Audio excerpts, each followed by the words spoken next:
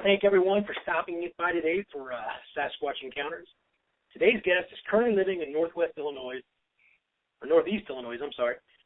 but is willing to share the experience he had while in Oregon.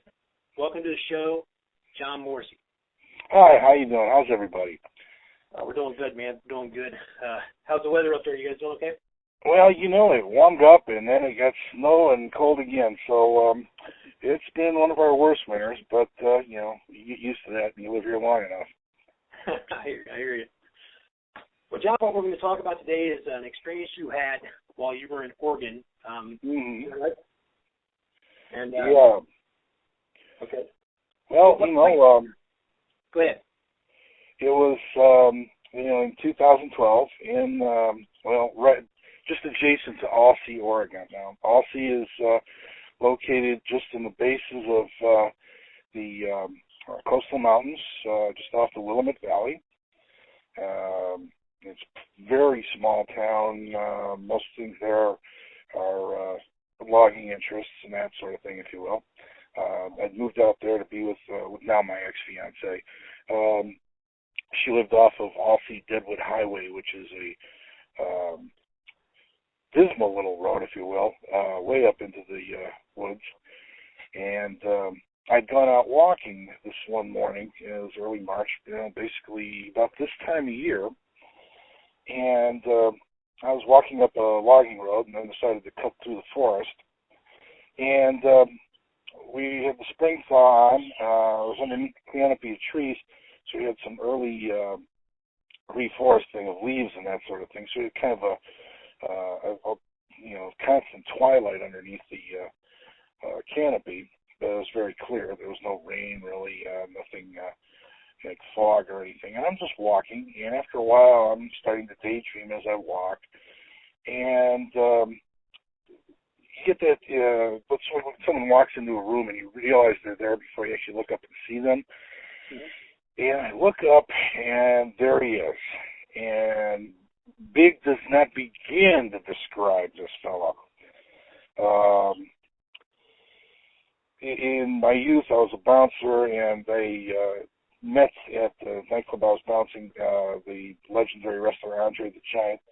He dwarfed Andre. So there's this huge male Sasquatch standing less than 20 yards away, knee-high growth. There's no real trees or anything around, so I got a very clear shot of him, and he's got a clear view of me, too. He seemed about as surprised to see me as I was to see him, because he got that kind of look where the eyes widen and the head goes back a little bit, and kind of confused look for a moment. We're talking something that was basically very close to 8 feet tall, at least 3 times my weight, and I'm about 300. Huge. I mean, arms like tree trunks. Big, broad face, high cheekbones, kind of a Neanderthal nose, heavy brow, hair coming back from the brow, large dark eyes. A kid that I say he looked like Ernest Borgnine, but it's really not too far from the truth. Later on, I started referring to him as Big Ernie because it was more polite than referring to him as Big Black or Big Sauce or whatever. Sure. Big Ernie was standing there looking at me, and I was standing there looking at him, and I froze. I have never been so terrified in my life because, again, he was huge. Right. I mean, and less than 20 yards away. I mean, that would be pretty intimidating.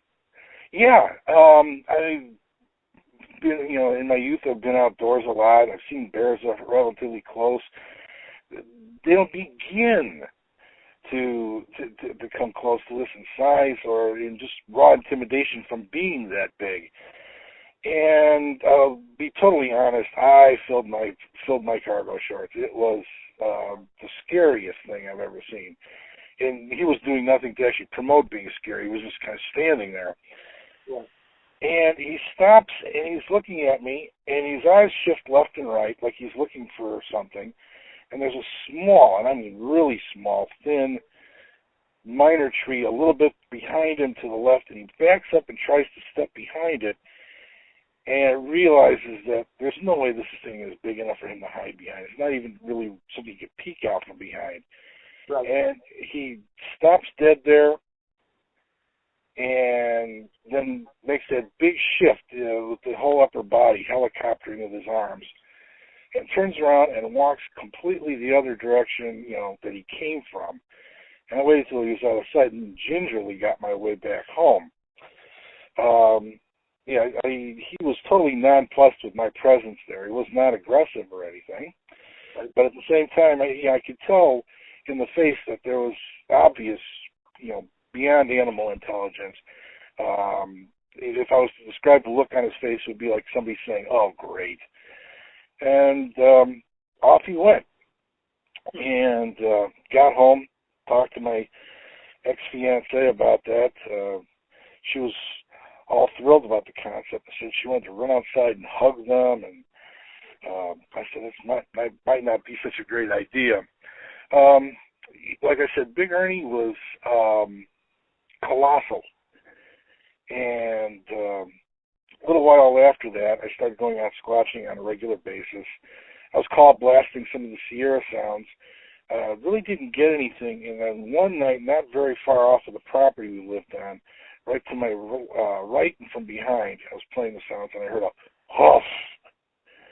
And it wasn't a bear's chuff sound that they make. This was like an explosion of gas, of air, like someone was just, and it was completely dark. There's no lights there. There's no street lights or anything like that. I'm like, oh, he's behind me. How far away would you say he was at that time? Oh, at that time, easily within 20 yards. Relatively very close again. Not right on top of me, but he kind of let me know he was there. Sure. So, I go back inside and told her, we got company. So, about a week later, we started getting some commotion in the garbage. And I didn't think it was Big Ernie because, quite literally, as big as he was, he could carry off the garbage. And I put out some Klieg lights just in case it was a bear or something like that. And a small little amber light right above the door. So we get the noise again, and I got the amber light on, and I can see the outline of a humanoid figure moving by the composting pile there. And it wasn't as big as Ernie, but I figured it was another Sasquatch. And, the ex-fiancée, Jill, starts heading for the door. And I say, oh, no, don't do that, because I know there's a lot of people that think, they're, just friendly and happy, but I don't think running up and hugging one is really a fast way to communication. So I turned on the lights. I turned on the Klieg lights, and we heard this scream like you would not believe. And it was, ear splitting, and it just took off in a run. Didn't come back after that. But they were definitely there, and maybe the neighbors occasionally would see them. And by neighbors, of course, we're talking somebody that's like about a mile and a half down the road and tucked into a cabin in the woods. But again, it's something that you read about as a kid, and of course you see the Patterson-Gimlin film, and then to see it in real life is a whole nother ball game, and it just really shocks and amazes you. But that was my experience with Big Ernie, and Lord knows he's probably still out there because he didn't have any. He was black all over, including the skin, sort of a gray black like a gorilla gets. There's no silverback, no gray, no whiting of the hair. He was young and in his prime, I would assume. But very, very, very awesome to behold. Sure. Now, let me ask you real quick, because you've used some great words to describe how big this thing was by saying colossal, huge, big. Give us an idea. How tall would you guess it was, and how wide would you guess it was? Just a guess. Well, just a guess. I would say he was just a little bit under 8 feet tall at the very at the very least. Maybe about like 7'9", 7'8", 7'8", 7'9", 7'10", something in that bracket. Sure. As far as overall mass, 800 pounds, 850, even 900. Wow. Huge across the chest, huge across the shoulders. Arms were, tremendous. Could you make out any like musculature type details? I mean, was that pretty evident? Definitely evident.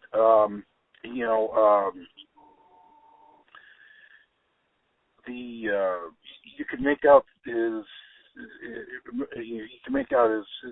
musculature very easily.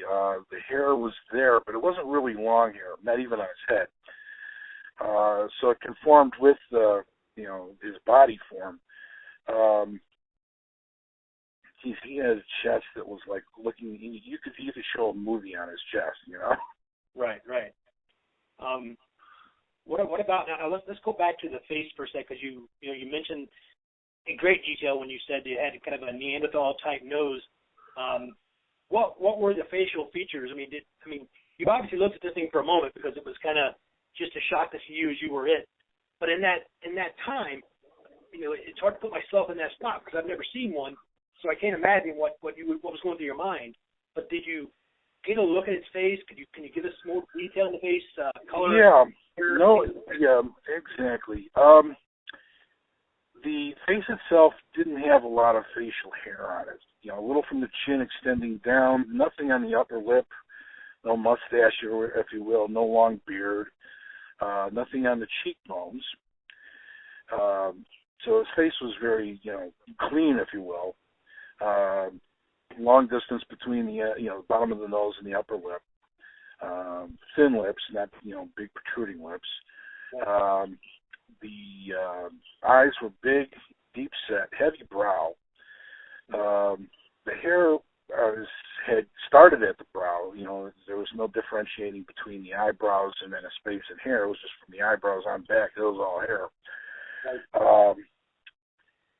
Relatively short. I couldn't see his ears, but they may have been small and pressed against the sides of the head. Sure. The head was kind of cone-like, but not really. Not like a sagittal crest like a gorilla's, where you got that heavy, large eyes. More of a soft arch to off of a round shape, basically. Kind of like like an eggshell, maybe, I would think. The face was expressive. When he first saw me, his eyes kind of like widened because he hadn't expected to see me. And interesting, I was thinking after the fact that maybe they daydream while they walk and get lost in thought too. I think that's a good thing. Yeah, it's a very good possibility. And when he saw me, like I said, he had this look of surprise and then frustration, like oh bother, I don't really need this right now.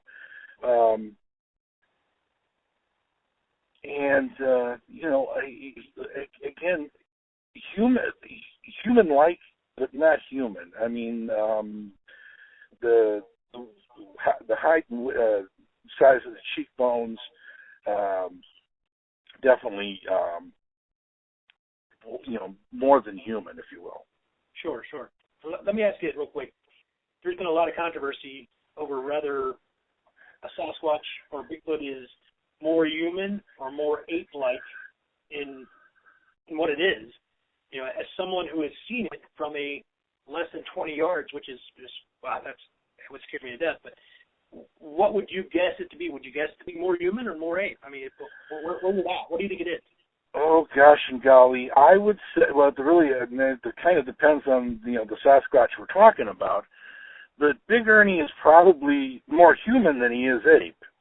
Okay. But definitely not human. I know that there's controversy over the one set of DNA tests that Dr. Ketchum did, where it's allegedly a human offshoot.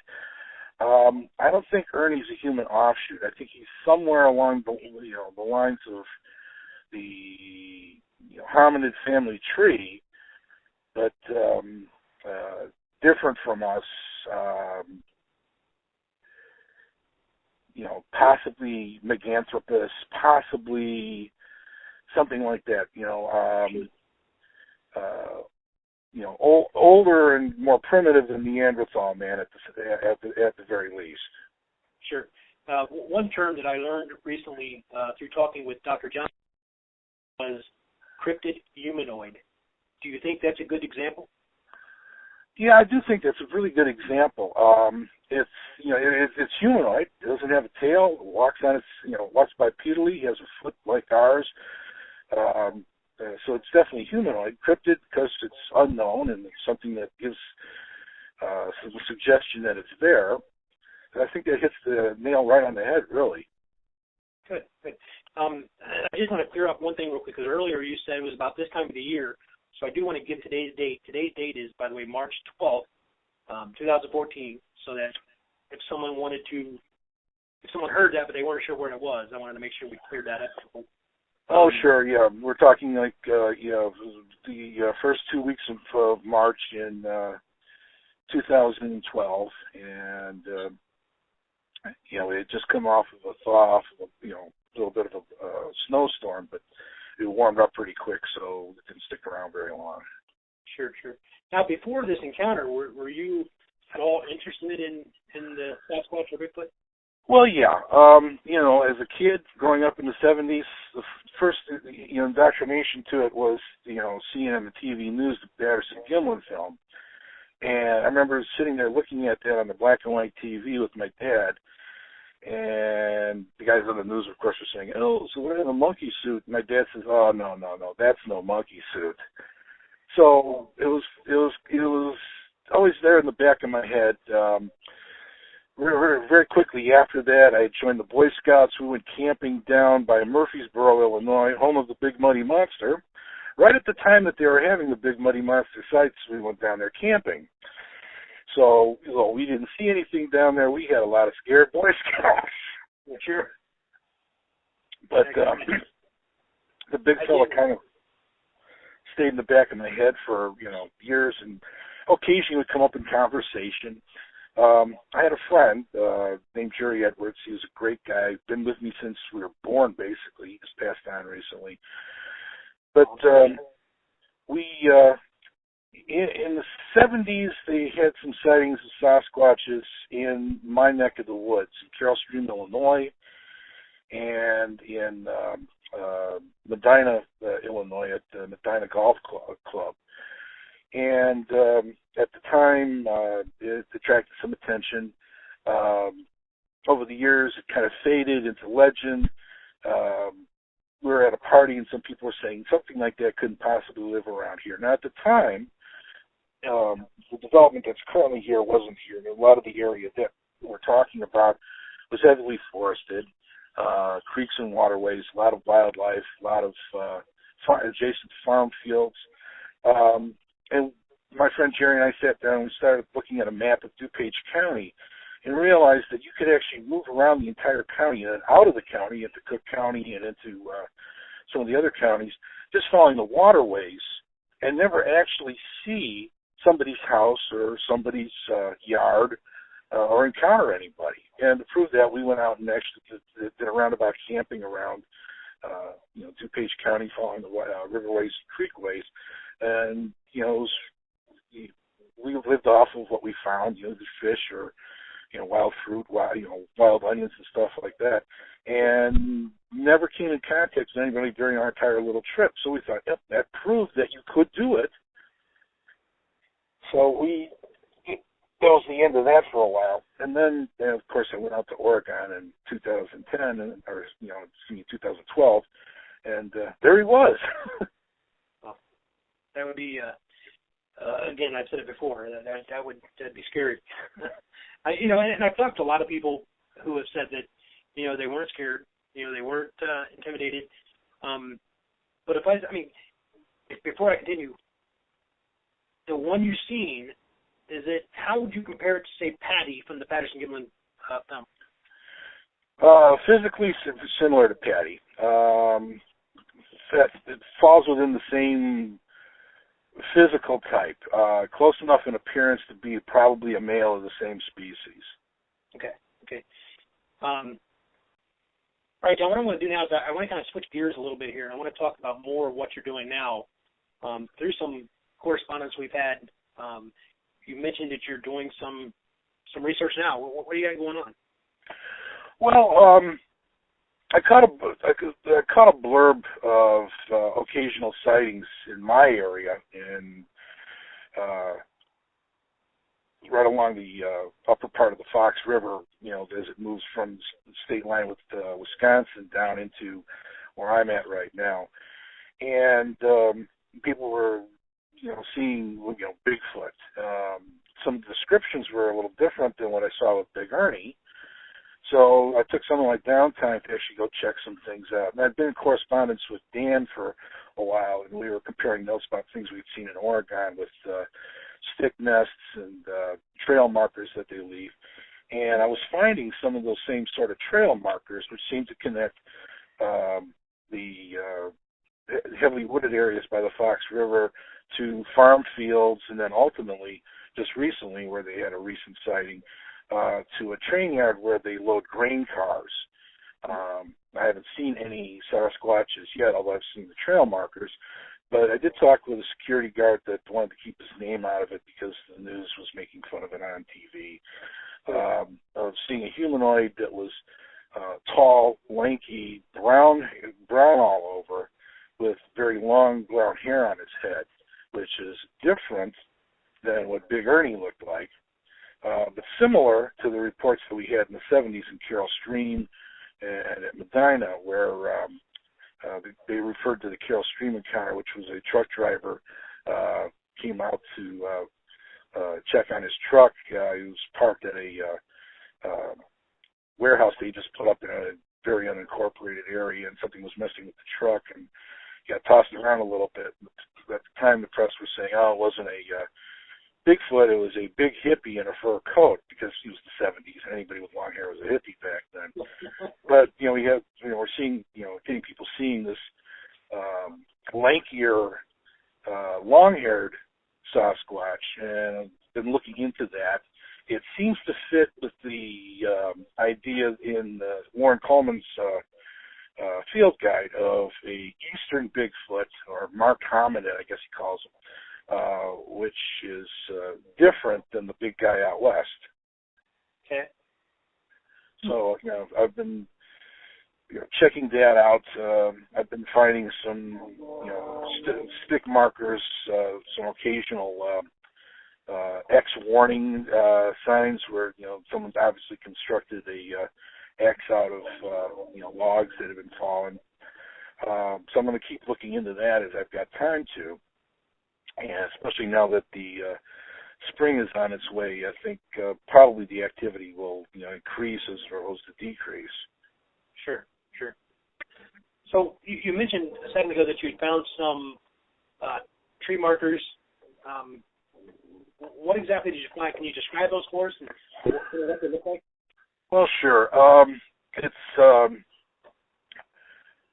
branches or saplings that have been bent, and so they almost have a kind of a hook to them, if you will, and they lean a little bit, and they lean towards where the next one's going to be. So if you follow the direction that little hook leads you to, you go to the next one, follow that to the next one, and it leads this nice trail, if you will, through, from say, a farm field to the river. So they're using these as a guide to get through water, basically. Yeah, or to leave or staying by the water, because that's usually where the forest is thickest, and using that as a guide to get to, say, the food source, in this case the farm field, and back, marking a safe trail. Sure. Well, obviously, you've done your homework. You're very knowledgeable on the subject, and normally I wouldn't go into this detail of questioning with just a regular witness, but with you, it seems a little different. So what I want to ask is, why do you think they make their markers so large? I mean, if they wanted to use something that they could, and I know this is speculation, but if they wanted to make something that they could see, that they could follow, why wouldn't they make something smaller that we may not be so easy to pick up on? Good gosh, that's a great question. If I was to hazard a guess, I would say that they have had success using them in the past. It's only fairly recently that people in the field have picked up on them and started to follow them, started to make note of them, take notes and see what different type of markers and structures might represent. In time they may change it. I'm pretty sure they're fairly adaptable. But I think basically it's just like with us, you do something until it doesn't work anymore. So right now we're still in that it works pattern, and if they start to catch on that we're following that, they may change that. Sure. Well, I think that's a great answer. I mean, that makes a lot of sense too. If it's something that they've been using for a long time with success, that would explain why they're still doing it. It's a good answer. Exactly. What else would you like to add to your experience? Something that maybe our listeners can listen to and maybe learn something. I mean, that if they were in that situation, what kind of advice would you have for them, I guess? Well, let's see. If you looked up and one was fairly close, unless he's acting hostile, don't do anything. Don't turn around running and screaming. Don't, no matter how bad you want to panic inside, just stand your ground. Don't be, combative or anything like that. But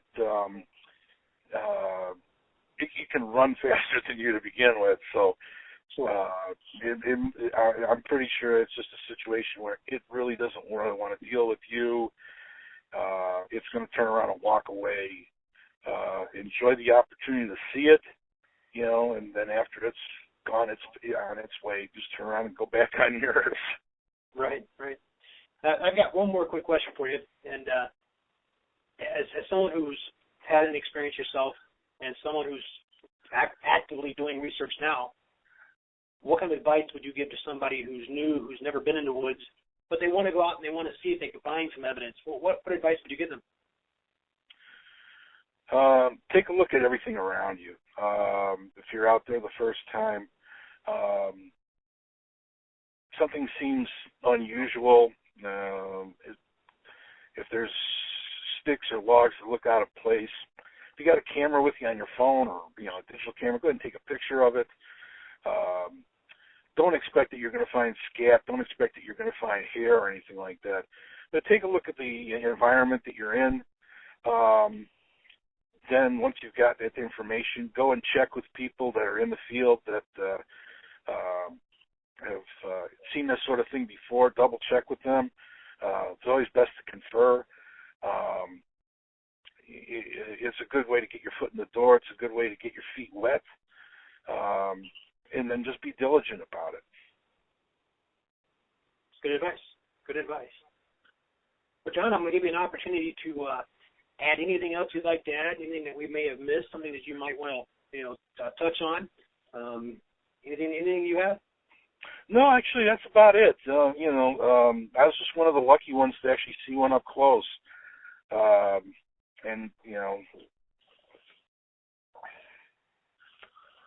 hope to get that lucky someday. And I don't know about that close, but I do want to see one.